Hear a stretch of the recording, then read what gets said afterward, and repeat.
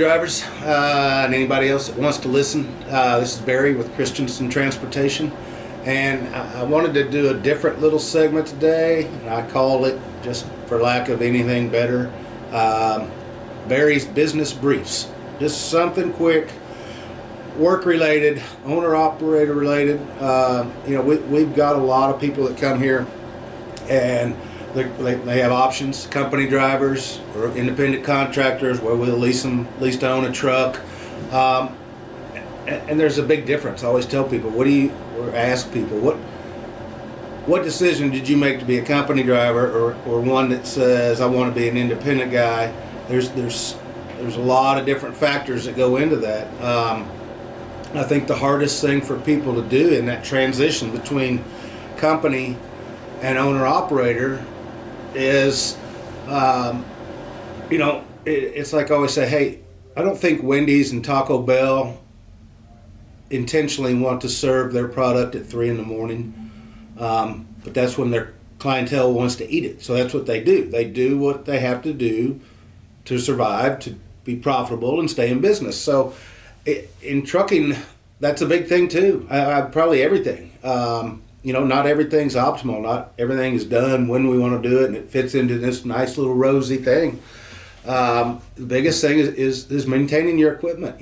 Without a truck, in the trucking business, you've got nothing. So it's all about keeping that truck good, keeping it workable, keeping it to where it's going to go down the road and get you back.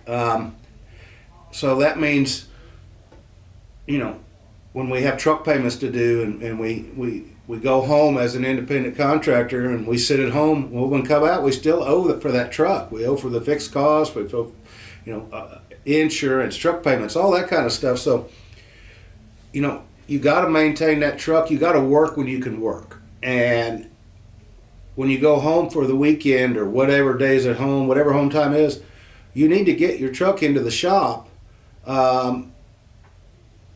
when you go home. You don't need to come back out on a Monday or Tuesday and say, hey, I need to go get an oil change. That could put you down another day or two. And especially these days, if they don't have a part, you can be down for an undetermined amount of time. So, you got to take care of these things on your own time. It's not at your convenience or when you want to. This is what you need to do in order to be successful.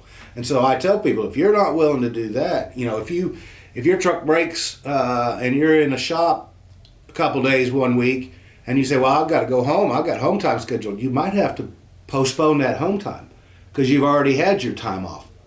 Albeit it was in a shop, but we don't just get to justify and say, well, I'm supposed to be home. No, you're supposed to stay in business.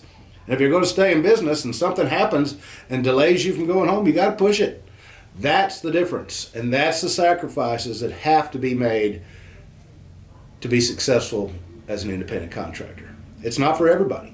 For some people that make the sacrifice and do it, there are benefits, beyond what I can give you as a company person. But you've got to work for it. You've got to earn it. It's not easy. That's why people come and go with it. So keep that in mind. The business brief is, hey, take care of your equipment before you take care of yourself. And sacrifices have to be made sometimes. So it's never easy, but nothing good or worth having is easy. So be safe, and thanks for listening to Christenson Transportation, where the truckers truck.